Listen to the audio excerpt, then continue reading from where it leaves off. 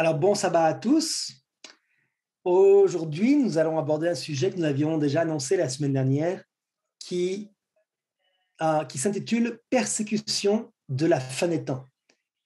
Donc, persécution de la fin des temps. Ici, dans l'image, on voit les persécutions qui avaient lieu à l'époque des premiers chrétiens et on sait que les persécutions qui vont avoir lieu à la fin des temps seront encore pires que celles qui ont eu lieu par la suite.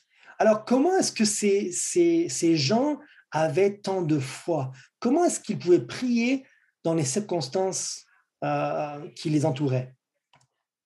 C'est ce qu'on voudrait voir. Donc, le verset que nous avons choisi pour le temps, je ne sais pas, ok, pour le verset que nous avions choisi pour le début de la réunion, c'était dans Ésaïe 24, versets 4 à 5. Donc, il disait, le pays est triste, épuisé, les habitants sont abattus et languissants, les chefs du peuple sont sans force, le pays a été profané par ses habitants, car ils transgressaient les lois, violaient les ordonnances, ils rompaient l'alliance éternelle.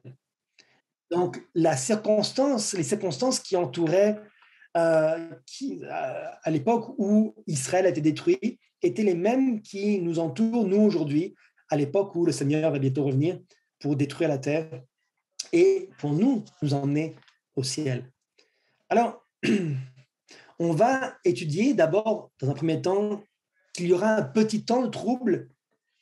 On va voir le caractère de ceux qui parleront.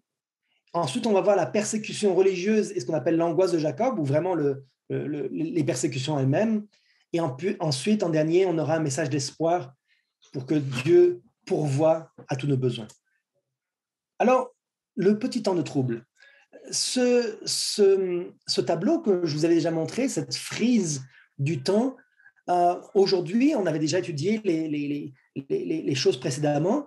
Aujourd'hui, on arrive maintenant au moment où la lumière sur le sabbat arrive à son apogée et le temps de grâce pour l'Église est bientôt fini, a été fini, le temps de grâce pour le monde est bientôt fini et la loi du dimanche va arriver avec le décret de mort. Donc, on est dans cette période-là. La semaine prochaine, on étudiera les plaies, comment seront vraiment les plaies en détail. Aujourd'hui, on va se focaliser sur le temps d'angoisse de Jacob pour le peuple de Dieu.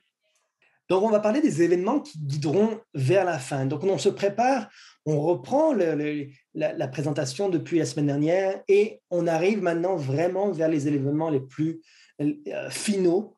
Et on voudrait rentrer dans l'actualité. On est en ce moment dans des événements qui nous montrent que la fin est proche. Regardez, cette présentation va parler des événements de la fin et va se baser beaucoup sur la tragédie des siècles. Alors, voilà la situation actuelle. Il est dit, en outre, tout en se faisant passer pour un grand médecin capable de guérir toutes les affections, Satan répandra sur des villes populeuses la maladie et les calamités. Il est à l'œuvre en ce moment même, provoquant des accidents et des désastres sur terre et sur mer. Incendies, cyclones, orages de grêle, tempêtes, inondations, trombes, raz-de-marée, tremblements de terre. Sa puissance se manifeste en tout lieu et sous 1000 formes. Il détruit les moissons dorées et fait apparaître la famine. Il empoisonne l'atmosphère et des milliers de personnes sont victimes d'épidémies. Ces calamités deviendront de plus en plus fréquentes et désastreuses. Donc, qu'est-ce que fait Satan? Il va travailler pour amener la fin. Et en particulier, comme introduction à ce passage, la tragédie des siècles, vous voyez que c'est la page 639, vous allez voir que les pages vont se suivre en ordre rapide et la fin arrive bientôt. Et donc, Satan va en même temps faire croire qu'il est capable de guérir les maladies qui arrivent en ce moment, mais en même temps, c'est lui qui va répandre la maladie. C'est juste un petit indice, peut-être pour nous expliquer ce qui est en train de se passer en ce moment avec la COVID-19. Donc, on voit que Satan est capable de créer la maladie et de faire semblant aussi de la guérir. Et donc, tous ces événements-là sont là pour nous préparer pour la fin. Alors, lorsque tous ces événements vont arriver, Satan va persuader les hommes que c'est de la faute des serviteurs de Dieu. Donc, il dit, pour finir, le grand séducteur persuadera les hommes que les serviteurs de Dieu sont la cause de tous ces maux. Bien sûr, il va mentir, Mais comme ça a été le cas à de très nombreuses reprises, les fidèles ont toujours été accusés de choses de manière injuste. Quand on veut se débarrasser d'un peuple, on l'accuse de toutes sortes de choses pour que les gens puissent les détruire. Hein, donc, on le voit pendant la Première Guerre mondiale, pendant la Deuxième Guerre, on a accusé les ennemis de toutes sortes de choses. Pendant la Deuxième Guerre mondiale, on accusait les Juifs de détruire l'Allemagne, et c'était de leur faute. C'était parce que le peuple n'était pas pur que l'économie était détruite. Donc, on a toujours accusé ceux qu'on voulait détruire. Et ici, Satan fera les choses de telle manière qu'il va accuser les serviteurs de Dieu.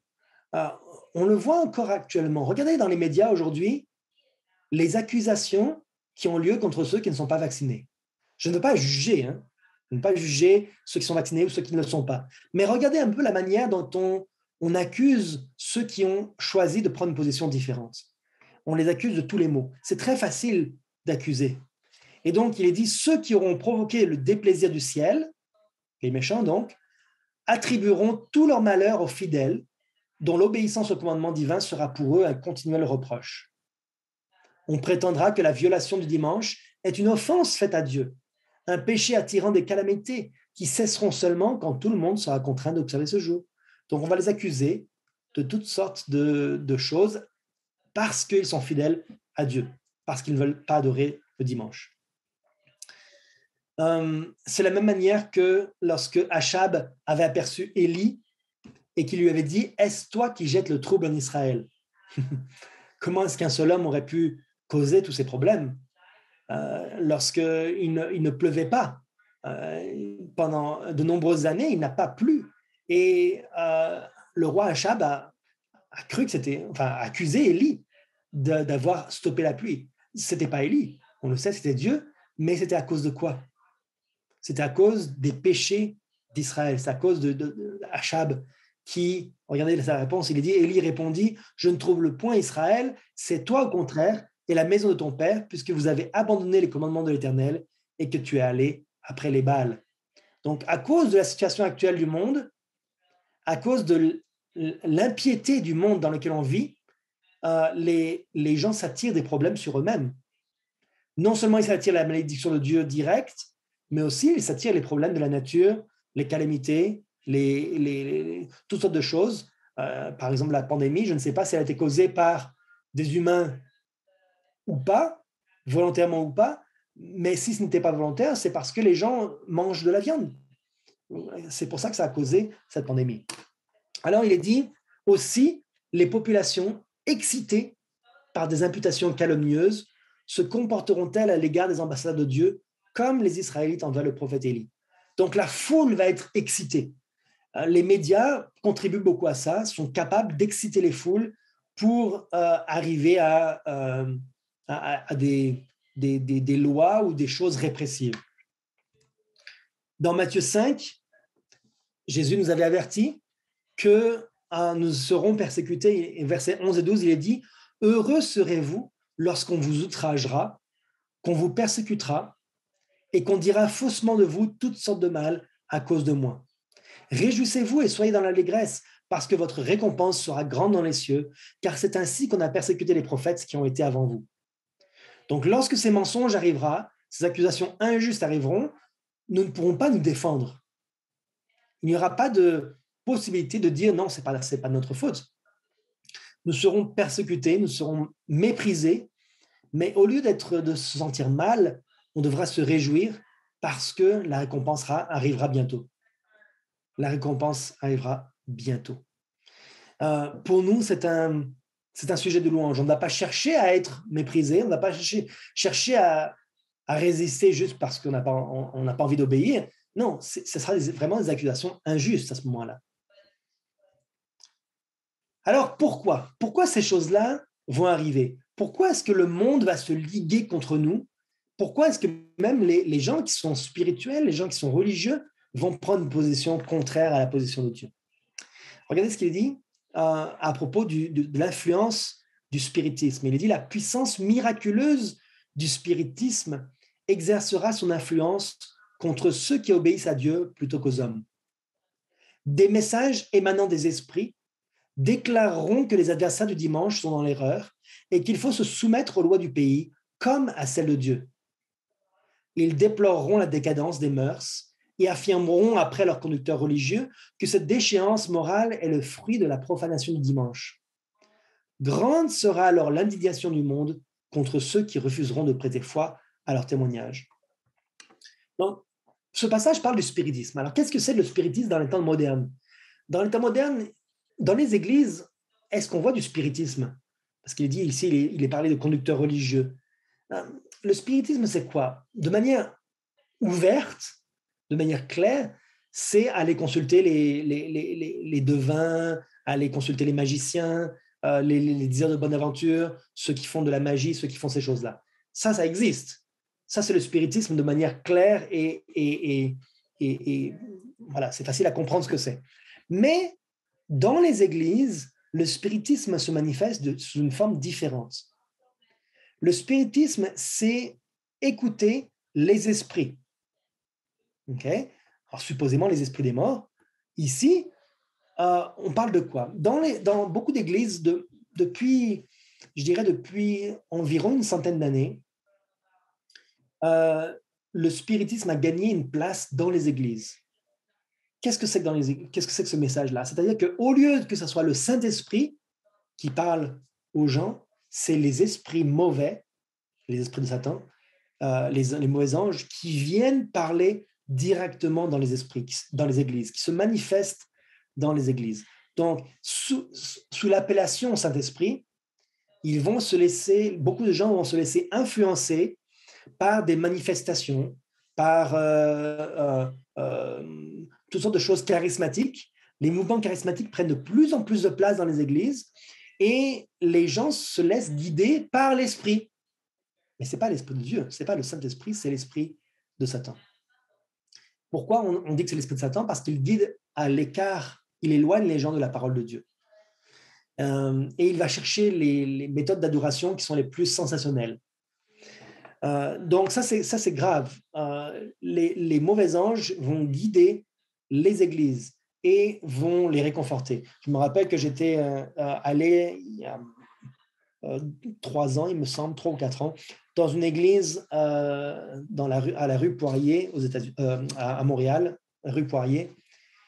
Une église qui est pentecôtiste, unitarienne, et qui, leur doctrine vient de l'Esprit Saint. Ils le disent eux-mêmes. Notre doctrine nous est inspirée directement par l'Esprit Saint.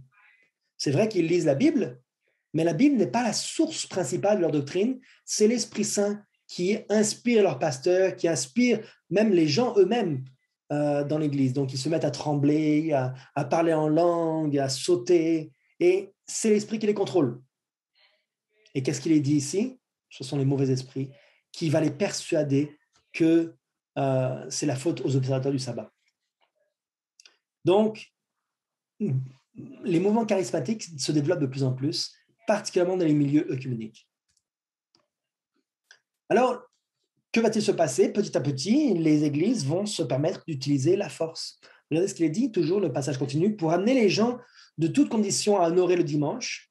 Les dignitaires de l'Église et de l'État mettront en œuvre l'argent, la persuasion et la force. On suppléera aux défauts d'autorité divine par des lois oppressives. La corruption politique, qui étouffe l'amour de la justice aussi bien que les droits de la vérité, jouera son rôle dans la libre Amérique elle-même. En vue de s'assurer les suffrages, magistrats et législateurs céderont à la clameur populaire en faveur des lois dominicales. La liberté de conscience pour laquelle de si grands sacrifices ont été consentis sera immolée. Dans le conflit qui approche rapidement, on verra se réaliser ces paroles du prophète. Le dragon fut irrité contre la femme, et il s'en alla faire la guerre au reste de sa postérité, à ceux qui gardent les commandements de Dieu et qui ont le témoignage de Jésus. Donc, aujourd'hui, on voit cela exactement. On ne voit pas cela pour le dimanche, mais on voit cela, les mêmes choses, les mêmes méthodes pour la vaccination. Donc, les églises et l'État utilisent de l'argent la persuasion, ce n'est pas un problème. On essaie de convaincre les gens, okay? Mais la force aussi, pour créer des lois oppressives. Oppressives, c'est-à-dire quoi? Pour forcer les gens à faire quelque chose qui est contre leur conscience. Et pour quelle raison? À cause de la clameur populaire, à cause des votes, parce que les gens veulent s'assurer qu'ils vont être réélus. Et la liberté de conscience sera immolée, sera sacrifiée.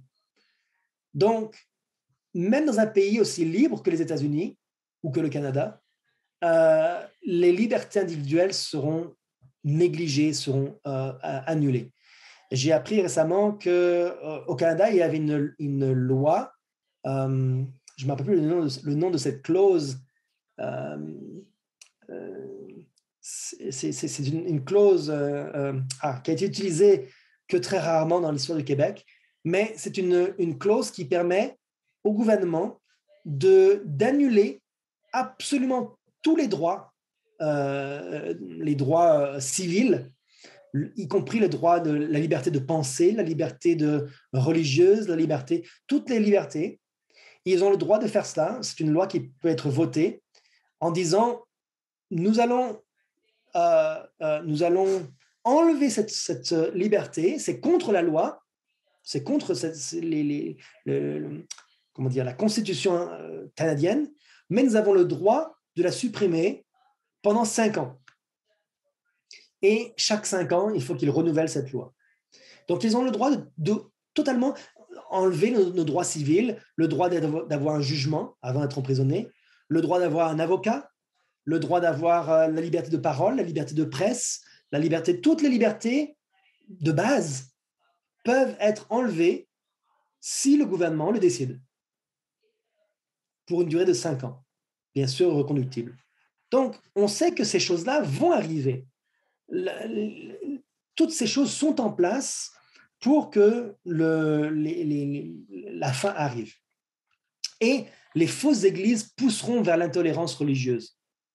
Donc, il est dit, en accueillant les enseignements spirites, les églises supprimeront tout frein religieux.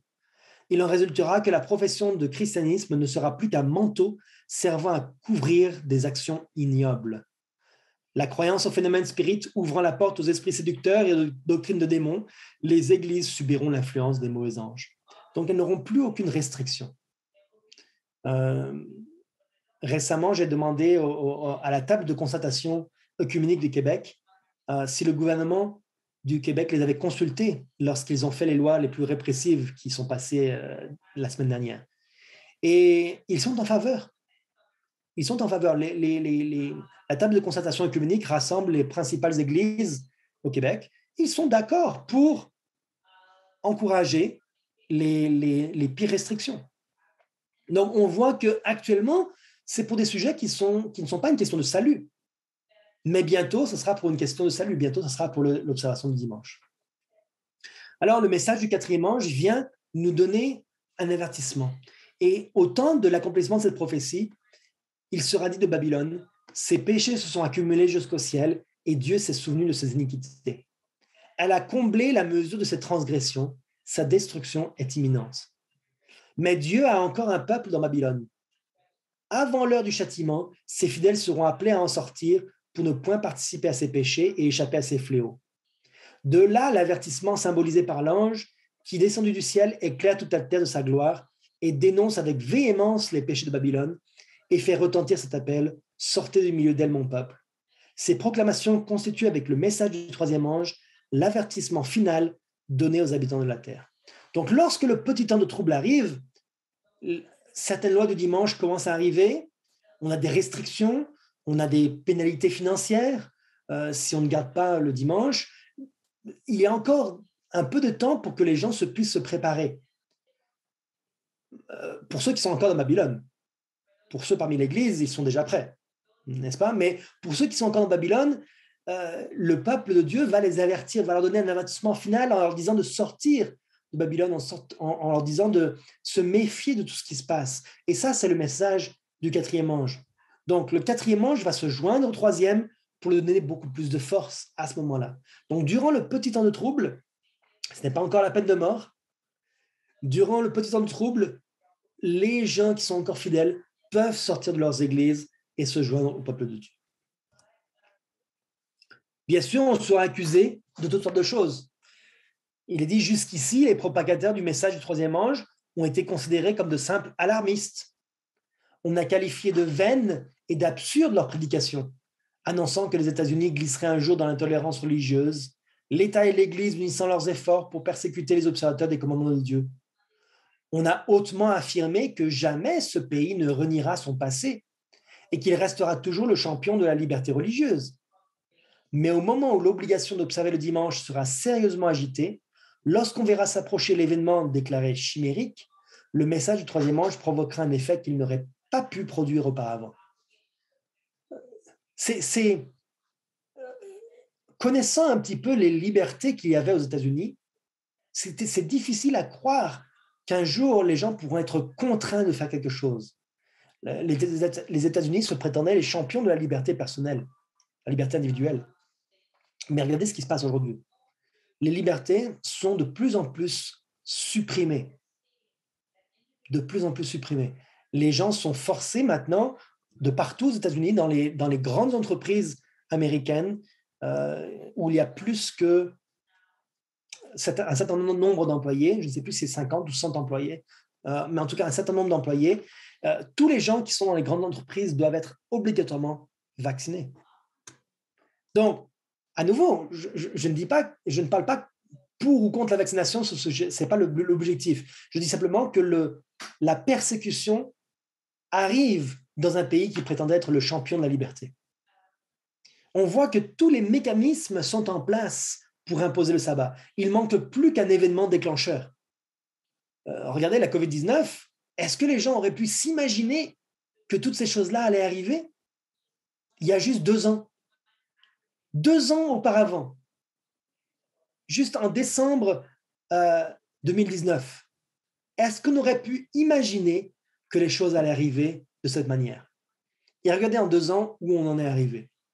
Donc, tous les mécanismes sont en place et ce ne sont pas des théories de conspiration que de dire que le gouvernement abuse des pouvoirs qui leur sont confiés et que les événements plus terribles vont encore arriver. C'est un fait que plus on donne, plus le temps avance, plus les restrictions arrivent. Dans Apocalypse 18, il est dit, après cela, je vis descendre du ciel un autre ange qui avait une grande autorité et la terre fut éclairée de sa gloire. Donc, c'est cet ange-là qui éclaire la terre de toute sa gloire. Et on en avait parlé, c'était l'ange d'Apocalypse 18 ou bien ce qu'on appelle le 4e ange. Ou bien on appelle des fois aussi l'autre ange. Et cet ange vient se joindre au 3e. Il cria d'une voix forte en disant, elle est tombée, Babylone la grande. Et j'entendis du ciel une autre voix qui disait, sortez du milieu d'elle, mon peuple, afin que vous ne participiez point à ses péchés et que vous n'ayez point de part à ses fléaux, car ses péchés se sont accumulés jusqu'au ciel et Dieu s'est souvenu de ses iniquités. Alors la question c'est, est-ce que nous devons attendre avant de sortir de Babylone si nous connaissons déjà la vérité? Non. Clairement, si nous savons qui est Babylone, si nous pouvons identifier Babylone, alors nous devons sortir dès maintenant et ne pas attendre la prédication du message du 4e ange. Mais ici, on parle de ceux qui sont encore dans l'ignorance. Et on en a déjà parlé, mais les fausses églises donc, pousseront vers l'intolérance. Et finalement, le monde, il est dit, va au-delà d'une terrible crise. Les nations de la terre, coalisées pour faire la guerre au commandement de Dieu, décréteront que tous, petits et grands, riches et pauvres, libres et esclaves, sont tenus de se conformer aux usages de l'Église en observant un faux jour de repos. Quiconque s'y refusera sera passible de peine civile et finalement déclaré digne de mort. Toutes les nations de la terre, l'ensemble du monde, j'étais surpris de voir que je suis en communication avec beaucoup de pays et des pays comme où on pensait il n'y avait pas vraiment l'application de la loi n'était pas vraiment appliquée, comme beaucoup de pays d'Afrique, par exemple, où la loi est plutôt variable, n'est-ce pas? On pensait que c'était plus facile de se cacher et puis de ne pas être embêté par le gouvernement. Eh bien, ce sont des pays où eux aussi, ils sont maintenant très stricts et très sévères et où les églises sont fermées, où la vaccination est obligatoire. Donc, on voit que dans tous les pays du monde, la même direction est prise.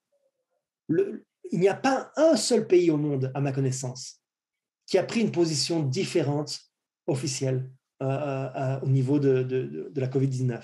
Et lorsque le dimanche viendra, ce sera exactement la même chose. Lorsque les lois de dimanche viendront. Finalement, la peine de mort sera décrétée.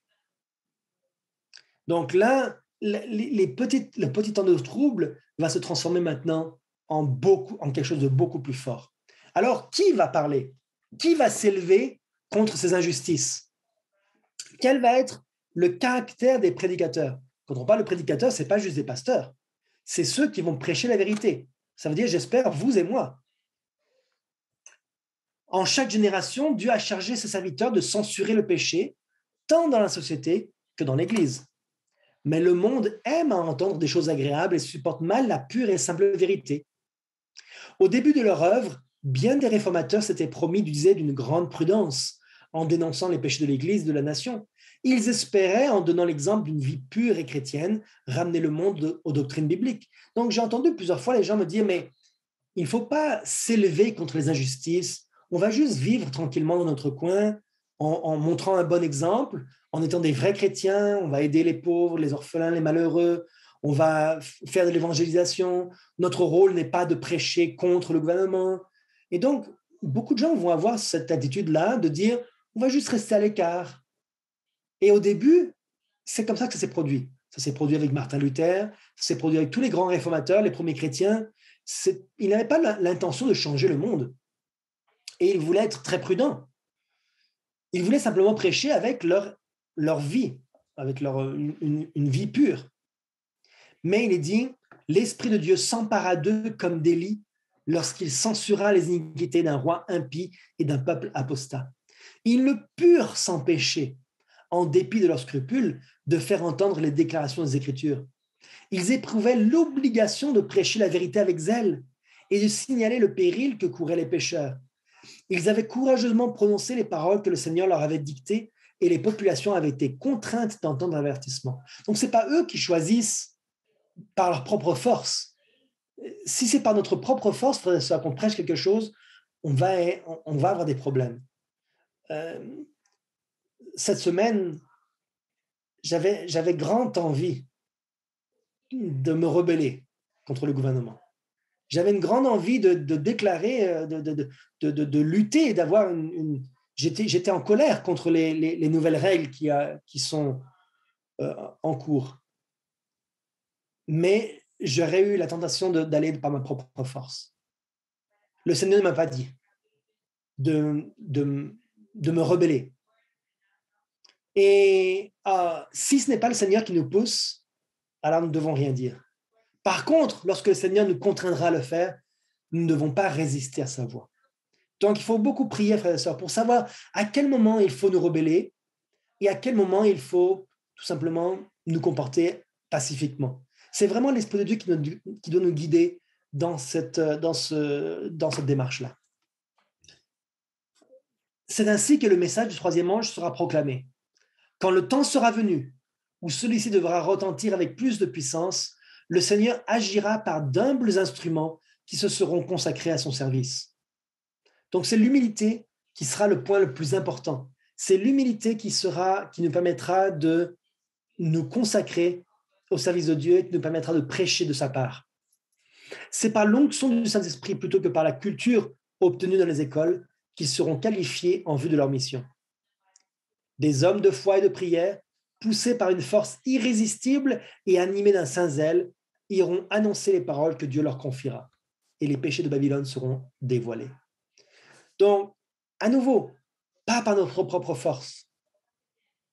Si c'était moi, je serais allé faire un procès au gouvernement parce qu'il brime notre liberté religieuse contre les mêmes lois que le gouvernement lui-même a instaurées. Cependant, je serais allé avec ma force et ça ne serait pas une bonne chose. Le Seigneur doit nous humilier et il veut que nous nous préparions pour être capables d'être des outils dans sa main. Et la préparation nécessaire, c'est l'humilité et la consécration. la foi, la prière. Alors, lorsqu'on sera des hommes et des femmes qui seront inspirés par Dieu, qui seront au service de l'Éternel, alors nous pourrons aller non pas avec notre propre force, mais avec la force du message du quatrième ange.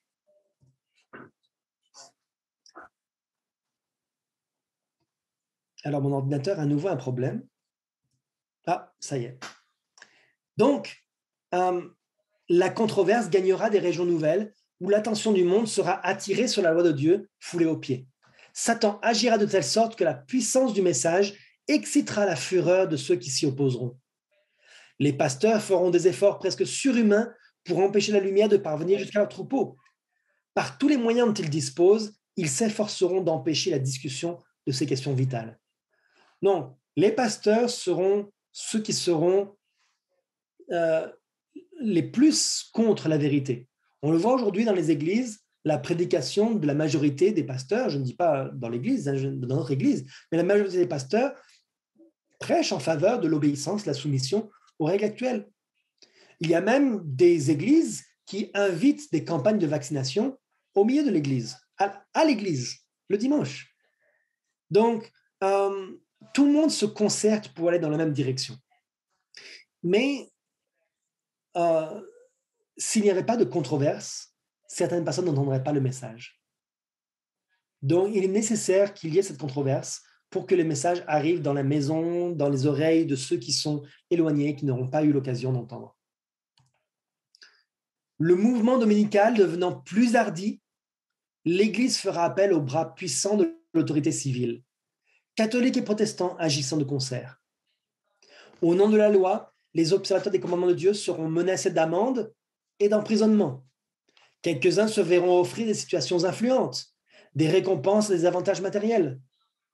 Loin de renoncer à leur foi, ils répondront invariablement comme Luther, « Montrez-nous par la parole de Dieu que nous sommes dans l'erreur. » Ceux qui seront traduits devant les tribunaux plaideront éloquemment en faveur de la vérité et gagneront l'adhésion de plusieurs de ceux qui les entendront. La lumière parviendra ainsi à des milliers d'âmes qui autrement n'auraient pas eu l'occasion de la connaître.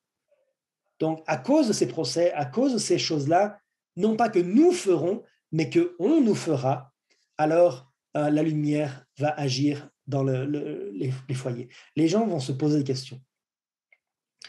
Ici, on voit que catholiques et protestants vont agir ensemble.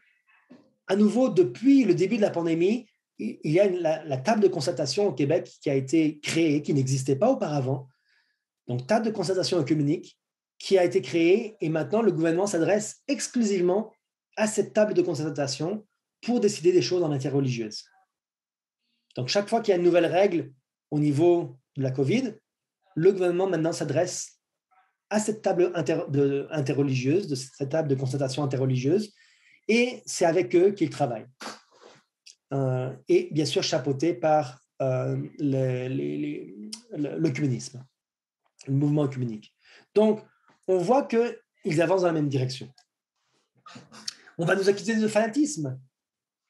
Regardez, il est dit l'obéissance fidèle à la parole de Dieu sera qualifiée de rébellion.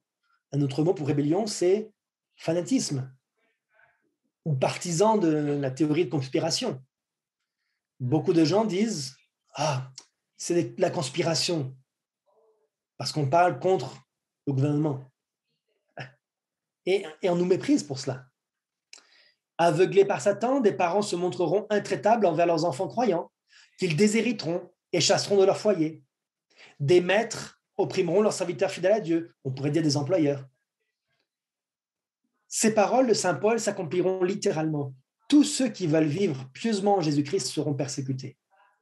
Leur refus d'observer le dimanche les exposera à la prison, à l'exil et au mauvais traitement. Au point de vue humain, tout cela paraît maintenant impossible. Mais lorsque la puissance du Saint-Esprit se retirera de la terre et que le monde sera entièrement sous l'empire de l'ennemi, on verra des choses étranges. Le cœur humain peut devenir bien cruel lorsque la crainte et l'amour de Dieu ont été bannis. Donc, quel est le caractère des serviteurs de Dieu? On avait dit tout à l'heure la prière, la foi, la persévérance, l'humilité, l'obéissance fidèle à la parole de Dieu. Tous ces éléments-là sont nécessaires pour passer à travers ce temps de trouble, et ça sera qualifié de rébellion. Alors, lorsque ce temps de trouble va arriver, il va y avoir une séparation. On avait dit que ceux qui sont encore en Babylone, le peuple de Dieu fidèle de Babylone va venir se joindre à l'Église, mais aussi dans l'Église, il va y avoir encore une séparation. Il est dit à l'approche de l'orage, un grand nombre de personnes ayant professé la foi au message du troisième ange, mais qui n'auront pas été sanctifiées par l'obéissance à la vérité, donc des adventistes, changeront d'attitude et passeront dans les rangs de l'opposition. En s'unissant au monde et en participant à son esprit, elles en viendront à envisager les choses à peu près sous le même angle. Aussi, devant le danger, seront-elles toutes disposées à choisir le chemin le plus facile. Donc, comment ça se fait qu'un adventiste puisse servir le dimanche, puisse accepter le dimanche? Un adventiste qui professe, qui croit au sabbat, comment est-ce que c'est possible? Parce qu'ils n'ont pas été sanctifiés par l'obéissance à la vérité.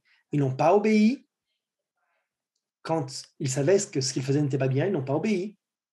Et ils ont participé à l'esprit du monde.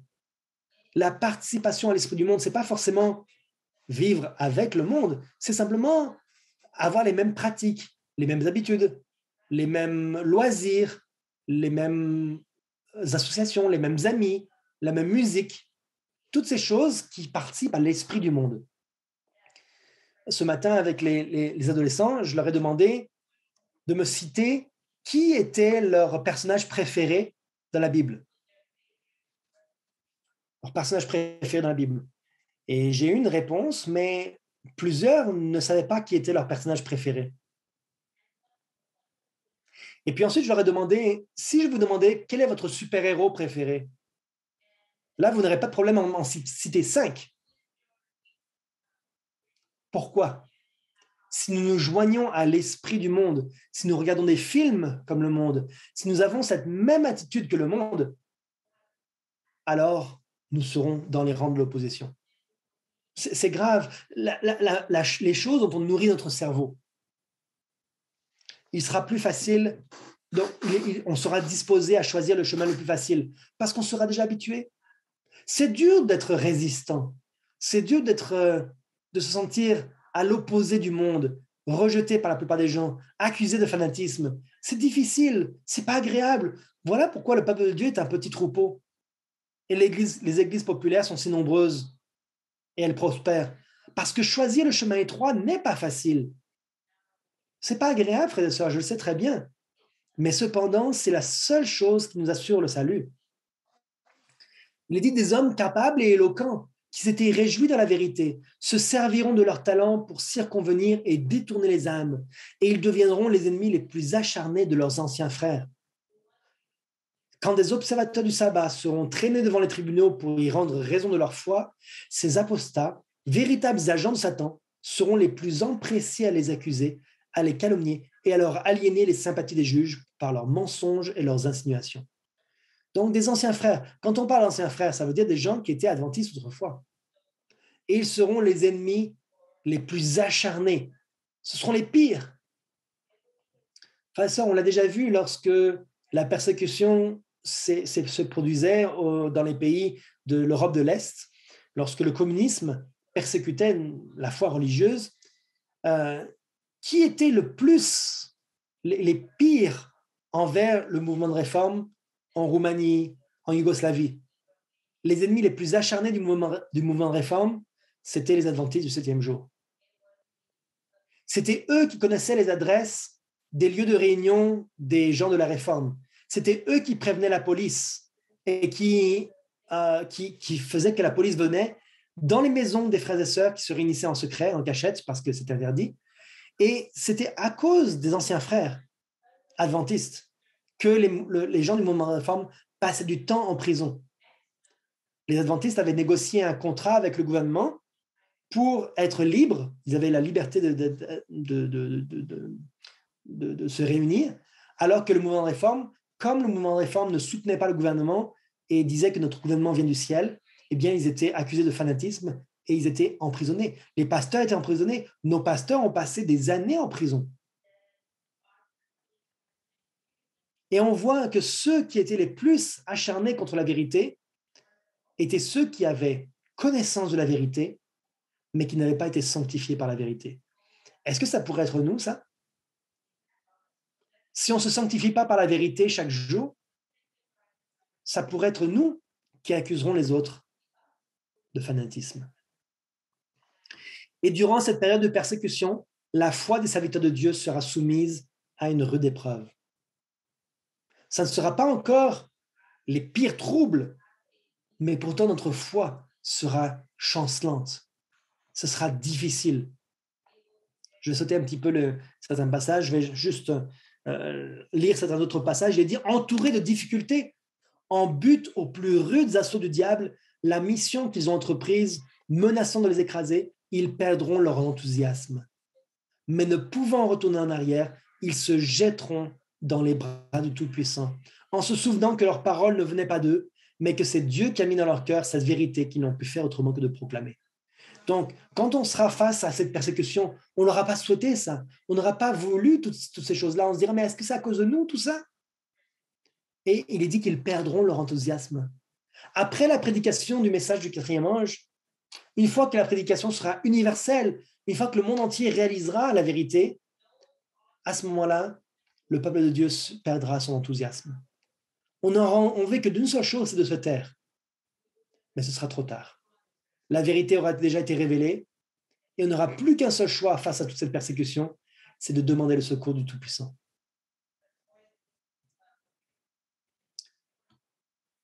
Et à ce moment-là viendra la pluie de l'arrière-saison. Il dit, il se produira en ce temps-là un mouvement analogue à celui de la Pentecôte, figuré par la pluie de la première saison, répandue lors de l'effusion du Saint-Esprit au début de la proclamation de l'Évangile. Ce sera la pluie de l'arrière-saison qui viendra pour faire mûrir la moisson. Donc, pour manifester les fruits, la pluie de la saison viendra non pas pour régler nos problèmes de caractère, comme beaucoup le croient, la pluie de la saison viendra pour manifester les fruits de ceux qui sont fidèles, ceux qui sont sortis de Babylone, ceux qui étaient discrets dans leur coin, ceux qui adoraient chez eux sans que personne ne le sache. Alors ces gens-là, à ce moment-là, leurs fruits seront mûrs et la récolte sera prête pour le retour du Seigneur. Dans Osée 6, il est dit « Connaissons, cherchons à connaître l'Éternel. Sa venue est aussi certaine que celle de l'aurore. Il viendra pour nous comme la pluie du printemps qui arrose la terre. » Et dans Joël 2, il est dit « Et vous, enfants de Sion, soyez dans l'allégresse et réjouissez-vous en l'Éternel, votre Dieu, car il vous donnera la pluie en son temps, il vous enverra la pluie de la première de l'arrière-saison, comme autrefois. » Comme il est nécessaire pour un champ d'avoir cette pluie, il sera nécessaire aussi, à la fin des temps, d'avoir cette pluie pour faire mûrir la moisson, pour que la récolte soit prête. Donc, on voit toutes ces choses, ces événements qui arrivent. On voit que Dieu va agir de manière puissante, de manière étrange, d'une manière qui sera incontrôlable pour nous. Si nous essayons d'agir avec notre force, nous n'irons nulle part. Dans Acte 2, versets 17 et 21, il est dit « Dans les derniers jours, dit Dieu, je répandrai de mon esprit sur toute chair. Vos fils et vos filles prophétiseront. Vos jeunes gens auront des visions et vos vieillards auront des songes. » Et verset 21, « Alors quiconque invoquera le nom du Seigneur sera sauvé. » Au moment où le temps de trouble, le petit temps de trouble se terminera, au moment où la pluie de la saison sera là et que le peuple de Dieu sera sanctifié et qu'on prêchera l'évangile, alors tous ceux qui voudront auront encore une dernière chance. Une dernière chance d'être sauvés. Puis ensuite, ce sera fini. Dans la tragédie des siècles, page 664, il est dit « Ce n'est pas tant par des arguments que par une profonde conviction inspirée par le Saint-Esprit que sera proclamé l'avertissement. Les preuves auront été produites. La semence jetée auparavant portera alors des fruits. Les publications répandues par de zélés croyants auront exercé leur influence. Tout cela aura déjà été fait. Voilà pourquoi il faut que nous publions des choses. Voilà pourquoi il faut que nous ayons des tracts, des livres, des sites web, des messages sur YouTube. Voilà pourquoi il faut que toutes ces choses soient présentes, pour que les ressources soient là, que les gens aient pu être exposés à ces choses-là, pour que cette semence ait été jetée. Aujourd'hui, c'est notre mission, semer la semence. Et alors, au moment où le Saint-Esprit viendra, c'est pas grâce, comme il dit, c'est pas grâce à des arguments. Ce n'est pas à cause de preuves qu'on va pouvoir convaincre les gens. C'est parce qu'on sera tellement poussé par le Saint-Esprit que les gens verront l'Esprit de Dieu là-dedans, dans ce travail. Le feu de l'Esprit de Dieu qui nous poussera à parler. Et les arguments auront déjà été donnés. Les gens seront déjà convaincus. Et ils verront la puissance de Dieu agir.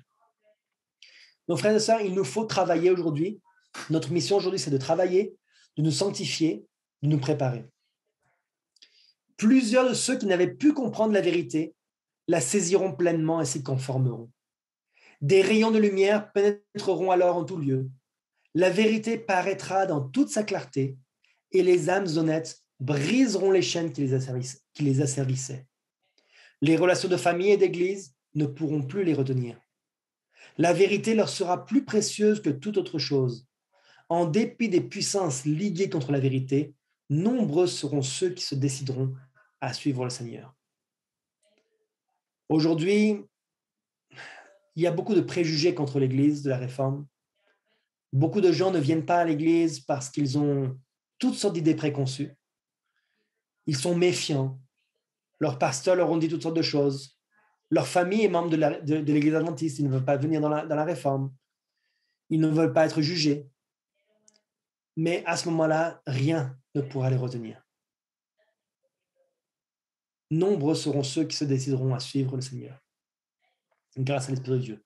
Ne soyons pas déçus que certains décident de ne pas nous suivre encore. Ne soyons pas... Un jour, lorsque la vérité éclatera, la différence sera tellement claire que ceux qui n'ont pas compris la vérité encore, ceux qui doutent encore, choisiront leur camp. Alors, puisque le temps est arrivé, nous verrons la semaine prochaine les persécutions religieuses et l'angoisse de Jacob. Donc, vraiment, à quel point la méchanceté humaine arrivera. Aujourd'hui, nous avons vu juste le petit temps de trouble, nous avons vu juste le caractère des vrais croyants et comment nous pouvons nous préparer pour ce moment d'angoisse, pour ce moment de persécution qui arrivera. Notre mission aujourd'hui, c'est d'être fidèle à Dieu dans les petites choses, dans les petites tentations du quotidien, dans les mauvaises habitudes que nous développons. Soyons fidèles à Dieu, prenons sa parole au sérieux et préparons-nous. Et dans les grandes choses, lorsque les persécutions seront beaucoup plus graves, alors nous pourrons tenir ferme aussi. Mais pas par nous-mêmes, frères et sœurs. Ce sera par la puissance de l'Esprit de Dieu. Donc, que le Seigneur vous prépare, non pas que nous devons avoir peur, parce que nous avons un Sauveur, nous avons un Dieu qui nous soutient, nous avons quelqu'un qui est plus fort que tout, qui pourra nous soutenir. N'ayons pas peur de ce qui va arriver, mais préparons-nous et soyons réveillés parce que les persécutions vont arriver. On le voit aujourd'hui, pour d'autres raisons, et lorsque ce sera la loi du dimanche qui viendra, le monde entier sera contre nous. Alors que le Seigneur vous bénisse et qu'il vous donne la foi, la paix, la prière et l'humilité pour être prêt. Que Dieu nous bénisse tous. Amen.